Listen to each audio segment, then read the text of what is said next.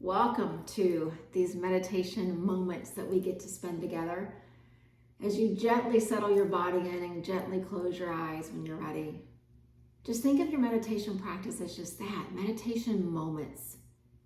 We don't sit and force our body or try to force our mind into these long time periods. We meditate one moment at a time.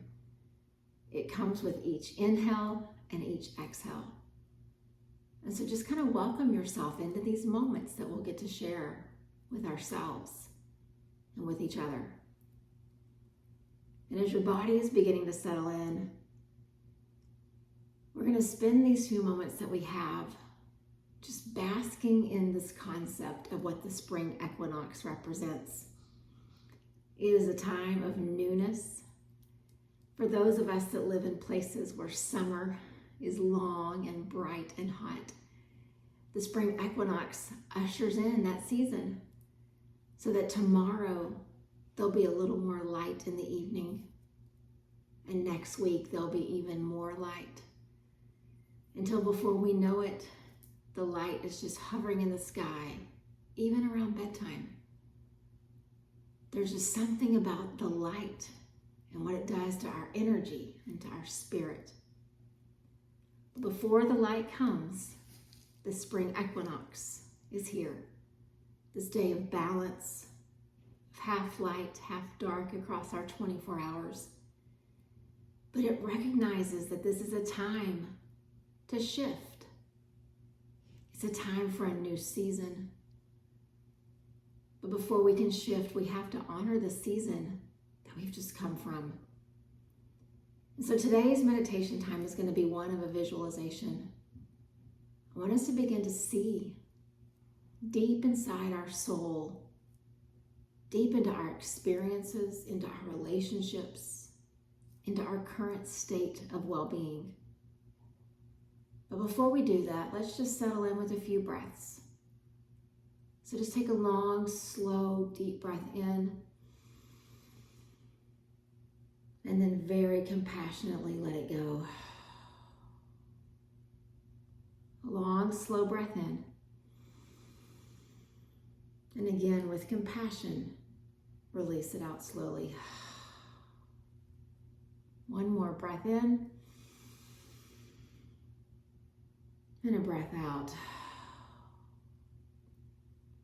And so for our few minutes, as I said, I'd like us to go through a visualization. And so I want to describe something to you that we've all seen before. But as we start to see the physicality of what I'm describing, I want us to go deeper. I want us to begin to see the reflection of that physical thing I'm describing in our lives. See it in our experiences. See it in our relationship. See it in our current state of well-being. And so I would invite you just to picture your backyard. Maybe it's your own that you currently have. Maybe it's one you've had at a different point in life. Maybe it's one when you grew up, you had this yard. But just picture the backyard in the middle of winter. Depending on where you spend your winters, it's going to look a little different. But just think about and see, what does my yard look like during winter? I walk out, I feel the cold air. I see the gray in the sky a little more often than not. But what does my yard look like? Look at the trees. Look at the grass. Look at the ground, the flower beds, the garden, the hedges. And if you need a little help in seeing it, I want to describe to you what my backyard looked like just a few weeks ago as winter was beginning to leave Texas. I walked out and I looked around into this place that is truly one of my sanctuaries, a place I go for meditation, a place I go just to sit and be. And I looked around and I saw a lot of deadness. I saw a lot of leaves on the ground and there was crunch under my feet. I saw a lot of acorns just kind of strewn about. I couldn't see any greenness of any of the grass. It was all just dark. Looked a little dead. I looked in my garden and everything was just dirt. No growth. We have a banana grove in our yard, and I looked over on that side, and all that was left was just these stumps of these banana trees that had stood so tall last summer. And the only way I can really describe this, and I hope you can see it in your mind's eye, is it just looked sad and lifeless. But I knew that there was work to be done. And I picked up the rake and I began to move the debris. I started over in the banana grove on the side of the house, and I started just to move the debris. All the acorns, all the dead leaves, all the stuff. And I saw these little green sprigs of new banana trees. And then went over to the flower bed that lines the fence, and again, it looked so sad. And I began to rake those leaves and those acorns and that debris and all that mulch that had just kind of turned gray. And as I began to move all of that, I saw green again in the same spots where our calla lilies had stood last year, taller than the fence.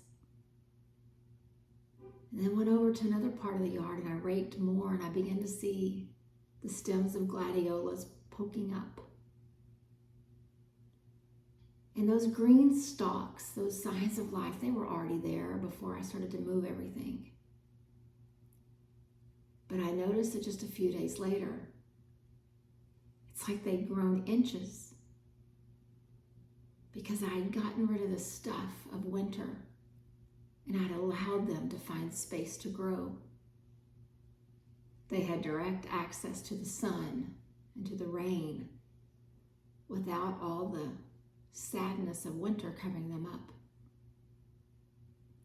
So all that debris and all those things, I moved them over into a pile and we put them in the compost bin. And we got rid of them.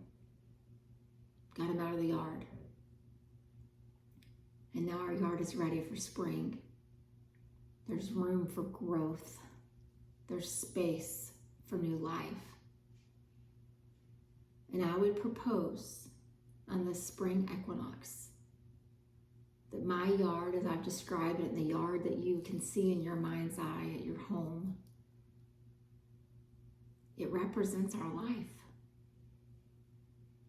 We go through seasons. I wish I could tell you that they were just set with a calendar and you knew when they were going to end and begin, but that's not how life works. But we do go through seasons. And some of you are in the winter right now. And you look around and things look a little lifeless and a little hopeless. And all you can see is the sadness of the situation. Some of you are in a different phase with different situations going on. But you can remember when your winter was here. But I believe that our meditation practice is like that rake that I took just weeks ago. And we show up for meditation, whether it's here collectively or we do it on our own, or it's a mix of all kinds of ways. We show up and it's like we start pulling the lifeless parts away. And little by little, we see signs of growth. We create space for new beginnings. We allow ourselves to have access to light, to nourishment. I believe that's what the spring equinox represents. And yes, it appears on our calendar every year in the month of March, and it signifies the season of winter leaving and the season of spring and summer coming. But it's also a reminder for our emotional well-being, for our relationships, for our situations. That there's an impermanence to life. Winter doesn't last forever.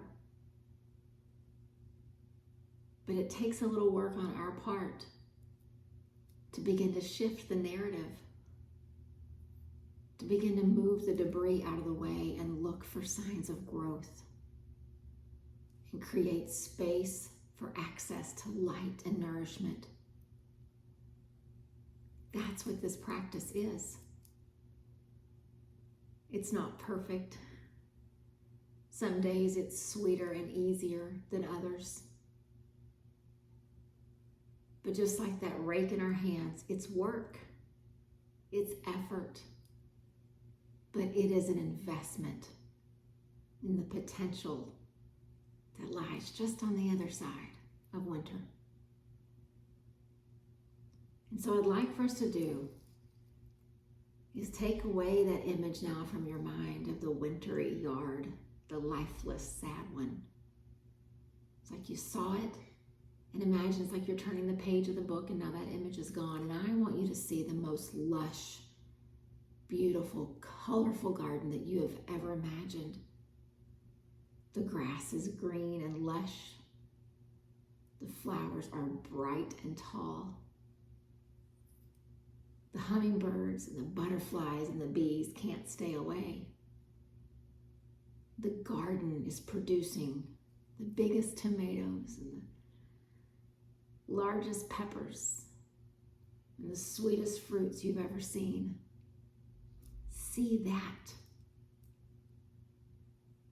And in the same way we saw that wintry, sad garden and yard as a representation of a part of our life, now see the beautiful one.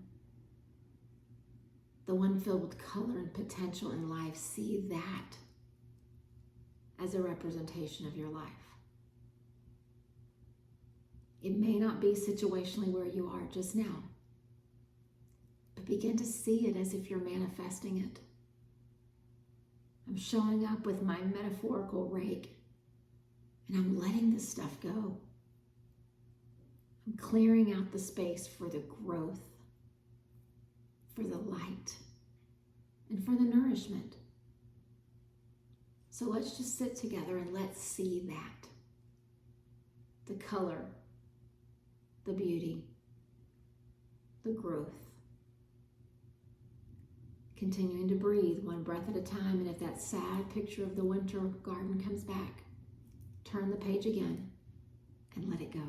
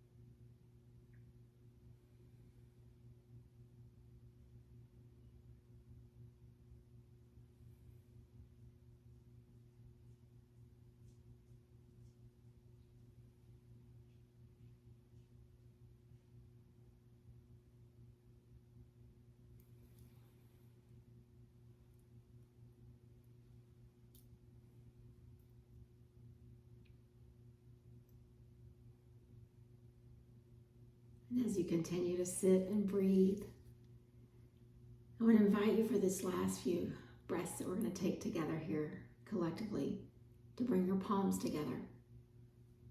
Bring the palms together as a way to signify what this practice will remind us of.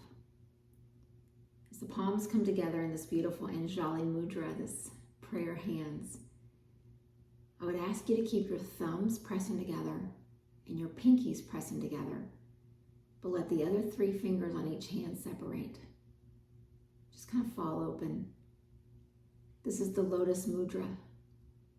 This is the hand gesture, the mudra that signifies the message of the lotus flower.